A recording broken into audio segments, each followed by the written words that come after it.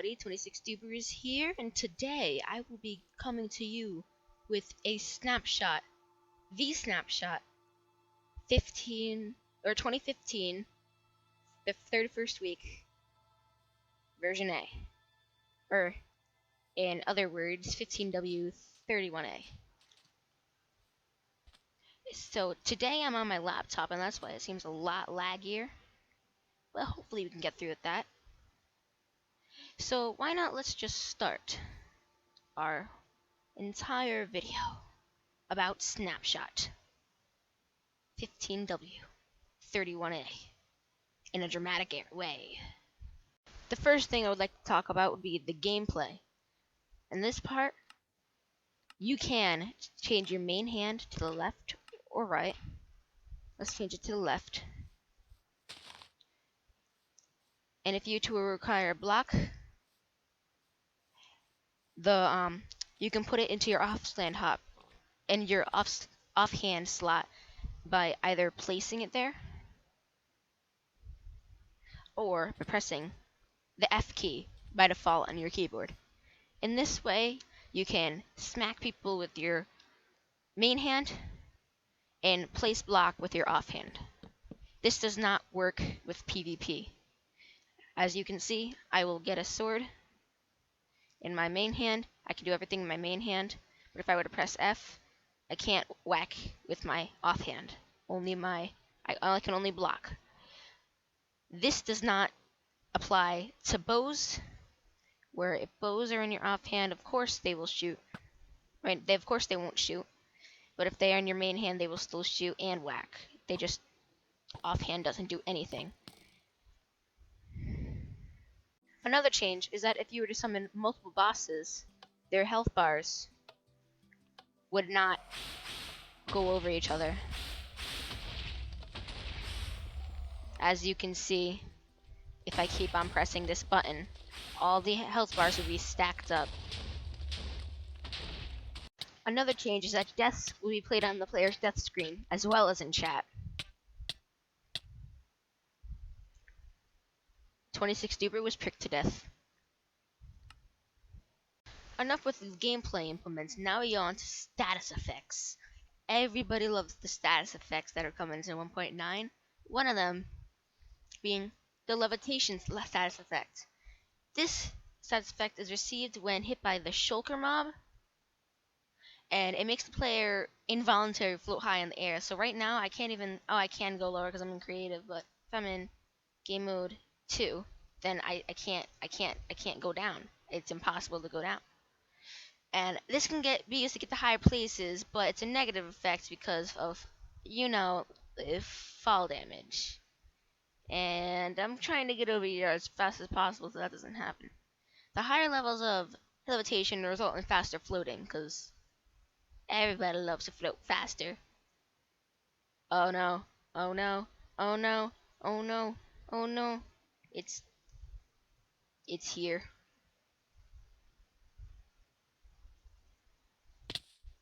The next effect is called the glowing effect, and it is received when a player is hit by a spectral arrow, or a player or entity is hit by a spectral arrow.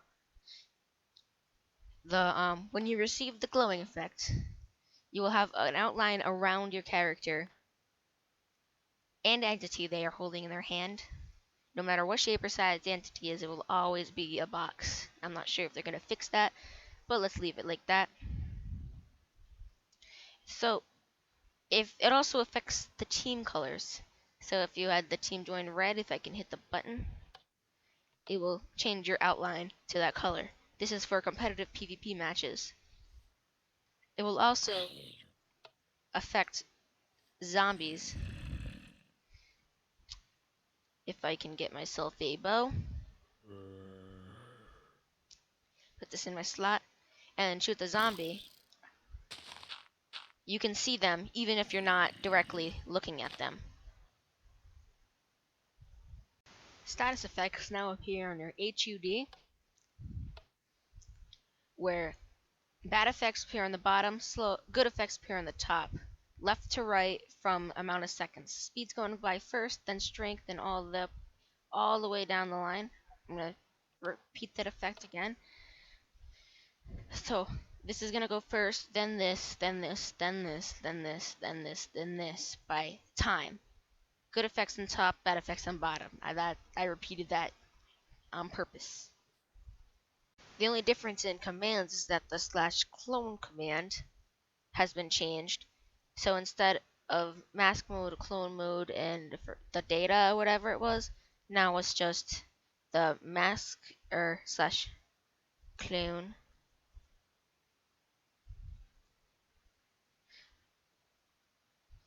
Well, now it's just the mask mode and clone mode, and there's 3 for each. You guys can go deeper into that since my computer doesn't like me, or not my computer, but my laptop doesn't really like me right now. For the blocks and items, there are new beetroot, beetroot seeds, and beetroot soup. The beetroots and beetroot soup can be edible, and the beetroots heal half a hunger bar, and the beetroot soup heal 3 hunger bars. If you were watching, the beetroot soup can be crafted with this crafting recipe. Trust me, I know they can be. And the beetroot seeds can be planted. If I go into game mode 1, get a hoe, and plant those seeds like that. Another item in the game are the new arrows that have been added. There are currently 13 potion effect arrows, including water bottle and the spectral arrow. So you've already seen the spectral arrow before with the glowing effect, but every single arrow deals damage as well as dealing the effect. So if I shot myself right now, like that, it dealt damage and it also gave me regen for 40 seconds. So keep that in mind when shooting a regeneration arrow on your teammate in a UHC game, because it will deal damage as well. Currently, I don't think there is any crafting recipes. No one could figure it out as I looked online. So, as far as I know, there is no crafting recipes. But it says it can be tipped with potions. I don't know. That's all the wiki says. And it is in the creative menu. If I can go in game mode, see, it's in the creative menu as well as the books. So it's right above the books in the creative menu. Even if I go down here, it should be right around here. Where is it? Right, yeah, right up here above the music discs. So that's really easy to find. And another one, because I had to bring it up for myself, is the potion, actually the splash potion of water. And I think what that does is oh, it's water breathing. Where's water? Yeah, splash water bottle. No effects. That's all it does. Let me bring out flint and steel. It puts out that. That's the only effect it has. Is it puts out flint and steel like you would throw a water bucket. So, oh my gosh, my forest is on fire. Don't worry. You can put out everything with a bunch of water potions, because you are cool and you have water potions. Come on, come on. It's hard to aim though. And it doesn't really work very well. It's not as effective as just putting a bucket of water down. So that's the water potion for you. Another cool new block is the grass path, which you can get by left clicking a shovel. And yes, you can left click a shovel. And it creates this cool effect that sort of looks like Potzel and Mycelium or whatever it is. And it's just a tiny bit slower, like a snowgrass, the snow blower. It's like a 15th of the 16th, or 1/16th of a block lower. And it does not work if there's a grass in the way. You have to break the grass and then do that. And it only works with the shovel. Don't even try it with the hoe, because a hoe, you know that won't work. This is just fun to do, though. There's also a new chorus fruit, which can be harvested from the chorus plant by either going to the end and harvesting it yourself or placing down a chorus flower and watching it grow. My tick speed is set to a higher growing state, so it grows a lot faster. But once all those reach the end, you can break the bottom block. Every single piece will break, and you will get your chorus fruit. This chorus fruit can be put in a furnace to create popped chorus, which then you can make to create the purple block. The purple block can be created, can create a purple stairs block, a purple slab, and a purple pillar with the purple slabs. And I believe that you can create the purple pillar with that crafting recipe. I'm going to check right now. If it's not, then it must be like some bug or something. Yeah, you can create the purple pillar using that crafting recipe right there at the 2 blocks. Another good thing with the chorus fruit is that if you eat it, you get teleported to a random area close by. So if I could find my thing, that would be cool. It just teleports you, and it teleports you significantly on the y-axis as well. Oh, there we are, back. The remaining few blocks and items that are still left are the endstone bricks, which have been crafted with endstone, and the end rods, which can only be found via end city dungeons. And the last thing that's in my hotbar is a dragon head, and when it's powered, the jaws move up and down, and it's very cool. You can see its tongue. Whoa, my lag spikes. Yeah, you can see the tongue in there too. It's very weird. And it takes up a little bit. You can walk through. It's sort of buggy still. Yeah, you can see that bug thing. I can step up on top of it and then whatever. It's a little bit buggy, but that's because it's a snapshot. Maybe the new update to it will come. Some of the changes to blocks and items in the new snapshot are that armor stands are supposed to be able to dual wield, but I still can't find out how to. I will get you someday. Dead bushes drop 1 to 2 sticks when broken, or 0 to 2 sticks when broken. Ender crystals are supposed to be able to be crafted and spawn another ender dragon. And the bows in the little hotbar, they can be drawn. Oh, didn't think that would happen. But bows can be, it look like they're drawn back in the hotbar, if you could see slot 9. Ender pearls can be thrown in creative mode. And maps, when held in the main hand or in the offhand, show a mini map instead of when held in both hands.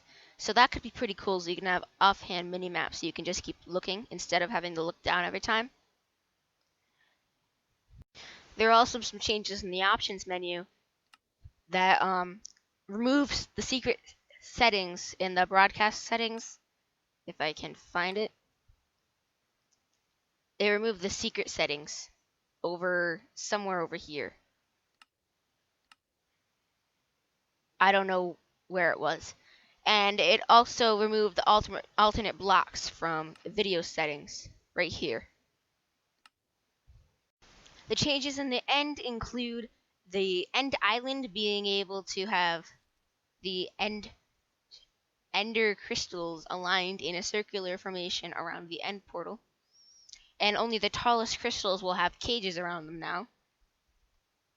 And the new boss fight has it's been revamped to simulate like the Xboxes, where it will protect these crystals when you are trying to attack them, and it will breathe fire and purple particles, like the purple fire and fireballs, I think, on the player. And every single dragon that you can spawn in will drop breath, but only one will drop the dragon egg. And it's a more controlled ender dragon, less like you just attack the player sometimes, attacks the player not. And the only way to respawn it in the snapshot right now is to make a creeper face, where it's like it's a 4 wide,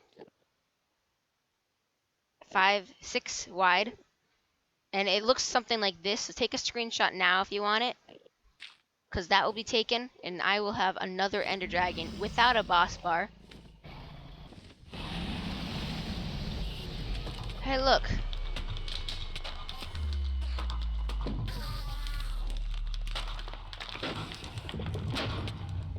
Alright, Endermen will attack you more often.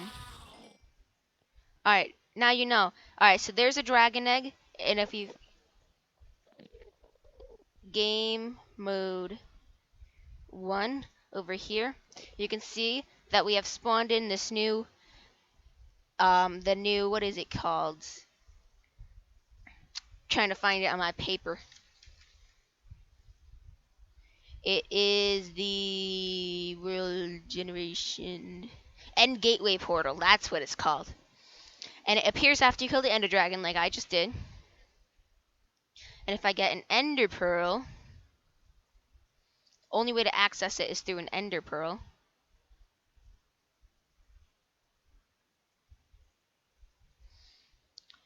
You can. It's a new type of portal. You can only get through with an Ender Pearl, obviously, because it's that tiny. But I think you can get through by riding pigs, boats, and minecarts too. And it is used to warp to other end islands depending on the direction where you throw the Ender Pearl. And when it is generated, as you saw, it has a purple beacon effect on it. Now we are going to go through this, and in the new area where you can, if you throw the end gateway portal in the right direction this time, not over there, wherever we were. Let's throw it this direction now.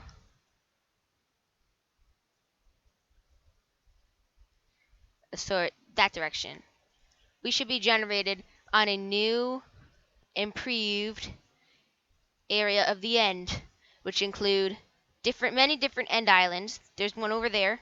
Hello. And there are course plants spawned from before. You remember those guys. And there are, wherever they are, there are actually end city dungeons, which you can find. There's one. So these end city dungeons, yes, they do look like tree houses, and you can find a lot of loot in these. And the only way to escalate one is using the levitation effects or by just placing blocks, because people don't understand. There are those little rods that emit light in a 1x1x1 area, very contained area. Shulkers. If I go into game mode 0, you can see the shulker mobs. They give you the levitation effects, and they are pretty cool. They can be customized with the teams. And those particle effects that you're seeing, the levitation, they only travel on the X, Y, and Z axis. So they don't travel diagonally, which is pretty cool. Am I gonna make it? Yeah. Too far. Alright.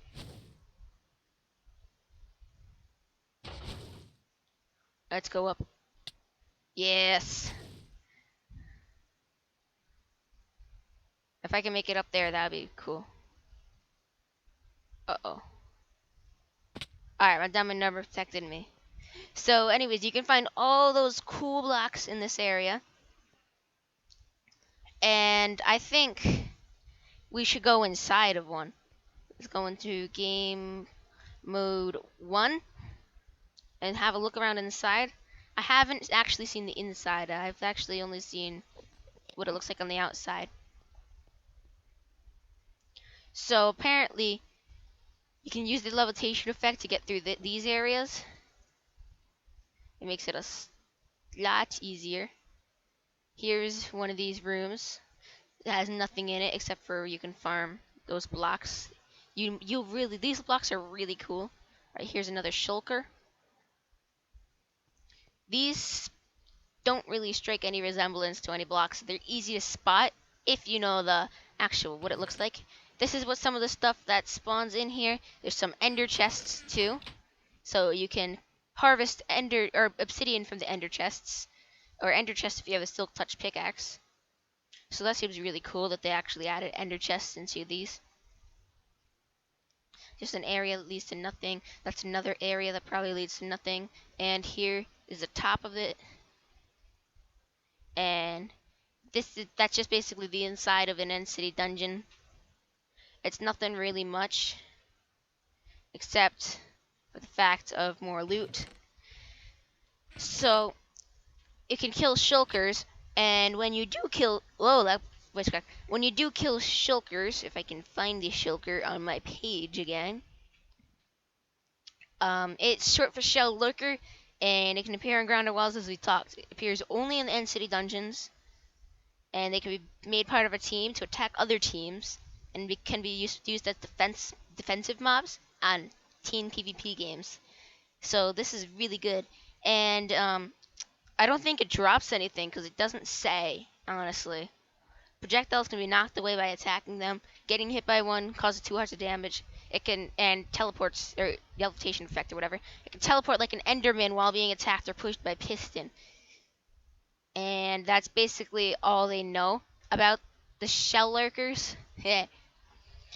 And let's make our way back to the overworld. Actually, you don't even need to. The only other mob right now is the skeleton. And that is the last thing about the update. And the skeletons, whoa. If I go into game mode 0, they now draw back their bow when they fire them. And they can be used in map making to give them like poison tipped arrows, harming tipped arrows, regeneration tipped arrows. But they still all do damage. They can be used to make like any type of arrow. Any of the new arrows can be used with these guys. So let's just jump off one of these, teleport there because we're awesome, and then jump off of it again, because that is it, everybody. I hope you enjoyed this snapshot of 2015, the 31st week of 2015, version A. The version B might be coming out soon with bug fixes. And I forgot to mention, there are also a bunch of bug fixes that have been added. If you check the wiki page for, it's like the first thing that pops up when you type up 15W31A Minecraft Snapshot. So, I hope you guys enjoyed this Snapshot video. More will be coming out in the future. Like, comment, subscribe. I am 26Duber, and I am out. Bye-bye.